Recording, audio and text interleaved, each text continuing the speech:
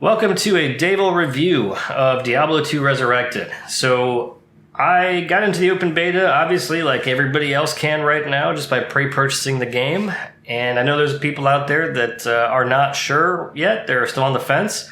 And I'm doing this review for them so that you can get an idea of, maybe you want to go ahead and buy it, or maybe you'll just let it go at least for the time being. Just to give you my background, I played Diablo 2 a ton when I was in high school, which kind of dates myself here. But yeah, I used to love this game. I played it with friends. I learned all the different little builds. I did meth runs. I just really enjoyed the game. And I played it mostly single player. I played a little bit of the BattleNet mode, mostly single player though.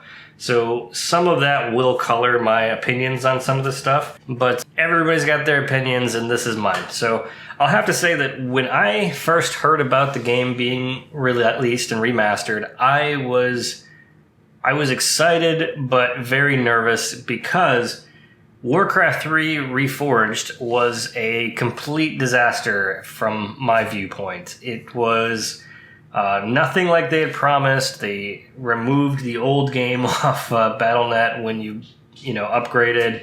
It was really, really bad the way they did it. I just got less and less hope for this game. But then I saw the opening cinematics, and I have to say that the opening cinematics won me over. That is what caused me to say, okay, I'm going to go buy this and at least give it a try. Because I have to say that with those opening cinematics, those really impressed me because they not only hit every beat from the original videos, they didn't just up-res everything, they hit every single beat, and they left in a lot of the weird, wonky behavior for some of the characters, for some of how they move. Like in the tavern scene, there's this guy that jumps on a table, and he has this real weird stance when he's fighting with his sword, and it was very entertaining to watch. When you start the game up, the first thing you notice is the menus are obviously different than the original, but that's fine because it's not a big deal. What I really liked, though, is on the character creation screen, the up-resing and the extra detail they added into all of the different classes when you're, picking your class. So, big fan of that. The next thing I noticed is when I got into the game, I can't tell if these are actually 3D models or not, that all of the that are in the game. Like, they could be 2D sprites for everything. I don't know.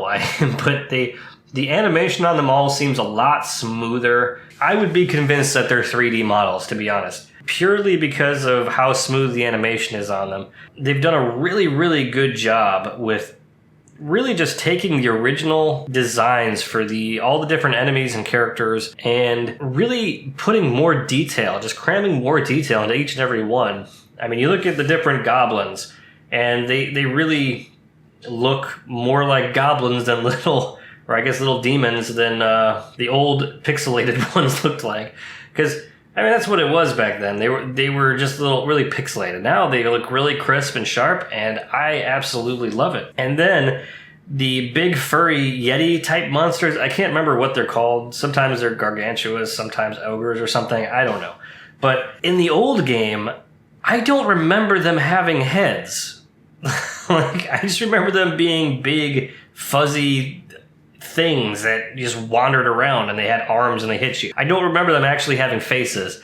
But now I can tell that they have a face and a head. It's incredible. And they're wearing loincloths. Like, that's something I never even noticed before. That is the exact purpose of a remaster, is to really get those little details that the original creators couldn't express at the time with the technology and the resources that they had. So, in that respect, this remaster does an outstanding job of really bringing all that stuff out. And particularly in the cutscenes that I talked about. They are just so much better and so much nicer to watch. The other thing about the game is they didn't change much as far as the art style goes. And that's really, really, really important when you're doing something like this. Because with such a beloved game like Diablo 2, you have to have it dark. It's got to be dark, right? You have to match the art style that they have always had. If they had screwed that up, this would have absolutely been a complete failure. But this game is dark. You go into a cave, and it's almost like you want to get gear that has that light radius on it, just because it's hard to see. And that's really good. I am so happy they stuck with the correct method of art for that, and really made it feel dark and foreboding, just like the original game felt. They really brought that feeling back, and I couldn't be more pleased with it, to be honest. Now, I've talked about a lot of good things, so let's intermix a few bad things. So, one of the things that I immediately don't like, and that people are absolutely justified in being upset about, is the lack of offline play or LAN games, essentially. You cannot make your own local area network game where it's just you and a friend playing, okay? And you can tell up at the top right corner there's a game with a game number and the game password, and I can't find a way to turn that off, number one. So streaming this game would be very risky unless you put something over top of that. Like, you would have to block that out or blur it in some way, which is really irritating. I'm hoping that they come up with they just put an option to get rid of that. I also don't particularly like that you can see a pretty constant stream of so-and-so has left trade chat or has joined trade chat, yada, yada, yada, on the bottom left screen. You can see that pretty much anytime you're out in the world, and it kind of takes away from the ambiance. Like, it's just there, and it's irritating. It's not useful for any reason. I don't care who's joining. I don't want to know, honestly. I don't want to be in the trade chat, and I don't want to see that. I want to be in this world by myself, unless I'm trying to play with friends. But I don't need other people there. It's just not my way. So that is pretty annoying. All right, so let's jump back to some good things, though. When it comes to, character builds, talent trees, your stats, all that stuff, that is all preserved. It's almost like they took the most recent version of the game, which I want to say was like 1.17, or I think it was 1.17. It took the most recent version of the game and just kept everything working the way it did and just moved it over. It doesn't look like they've rebalanced anything, which is good, because once you have something that's right, don't mess with it anymore. That was another pitfall that they could have fallen into, and it seems like they haven't so far. I'm pretty particular about how I want to do my builds. I mean, experimenting around is kind of nice, but the way it is right now, it's good. It's good the way it is, and I don't have to mess with it too much, so I'm happy about that. But on the topic of experimenting, one of the things that was really nice about having the game be just flat out single player was you could do things like have a save editor and screw around to, mess with your builds pretty much. And while that took a lot of the fun out of the, just the PvM part of the game where you're, fighting the monsters and getting through the game, it did take some of the fun out of that. Completely agree. However, when you were trying to work on a build to figure out, what's the most efficient thing you can do, having the tools that you could just edit your saves was pretty nice. And obviously, the way it is right now, I don't see that happening because everything's online. So your characters are all going to be stored server side, and that is a bit of a problem. Speaking of characters and things stored server side, your stash does not function the same way it did before. So, number one, I'm fairly certain it is a lot larger than it was. So it seems like they've really updated the amount of space that you have. Not only have they updated the amount of space in the stash, but they've also given you more tabs.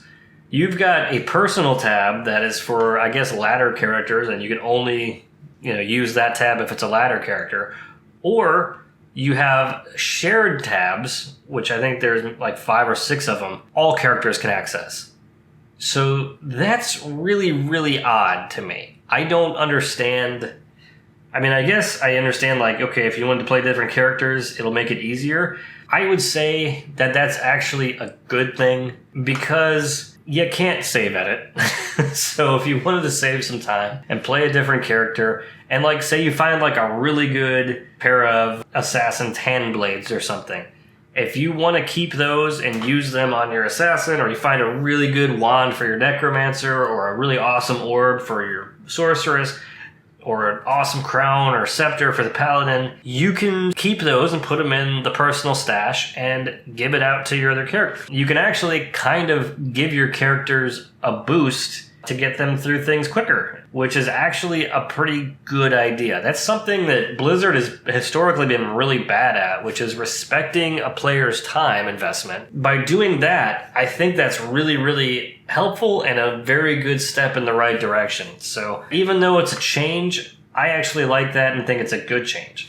On the topic of good changes and change in general, you might notice that as I've been running over gold, it just picks it up now. That is an option that you can turn on and turn off, and I really like it because having to stop and pick up gold all the time was kind of annoying, just to be honest. I didn't like having to hit Alt and individually click every gold pile. I actually much prefer just running over it because, I'm lazy these days. Yeah, I think that's another good change. If they were going to change things, that's something that they definitely should change. Stuff that is completely asinine and unnecessary to waste your time, stuff like that should come out of the game, and they've done an excellent job of doing that. But here's one of the things that is a very minor complaint that is a change that does have to do with the change of taking away the local games. And that's that since every game is essentially a Battle.net hosted game, much like the games were, on your online characters before, anytime you reopen the game,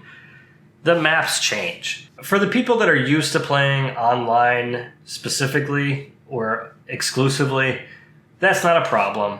And it's not going to bother most people too much, I don't think.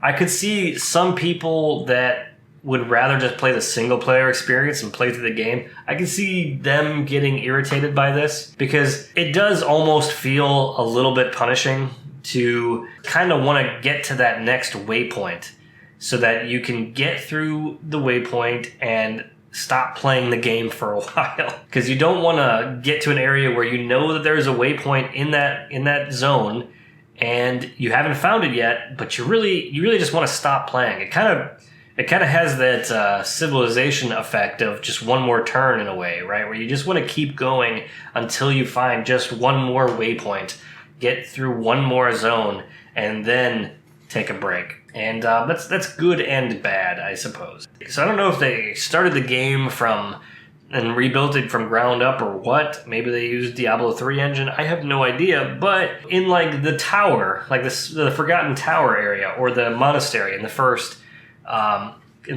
episode, there used to be undefiled crypts or undefiled graves or tombs or something. I can't remember specifically what they were called. But I can just remember my friends and I laughing because you would occasionally find these things, like an undefiled crypt, and you would say, "Oh, an undefiled crypt. Well, let's go ahead and defile it, see if there's any loot in there."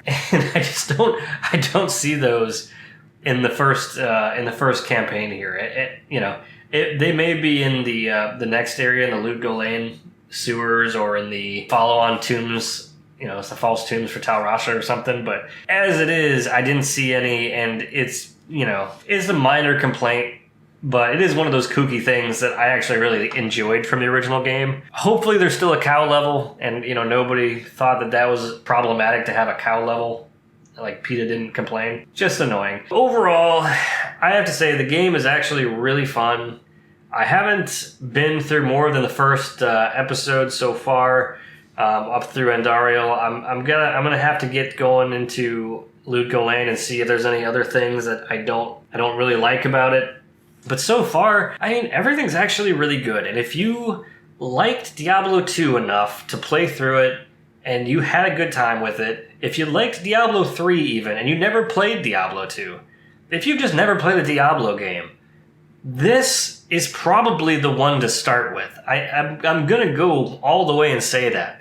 This would be the Diablo game that I would recommend to people who are not familiar with Diablo. Because Diablo 2 is probably the best Diablo game there ever was.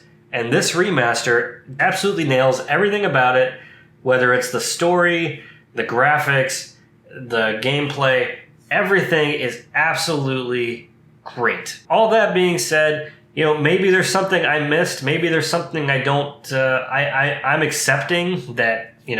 There's maybe more stuff that sucks about it. Let me know in the comments. Let me know what you all think. I would love to hear what other opinions are out there, because I'm not the only one. Tell me what you think. Until next time, do me a favor and try not to die.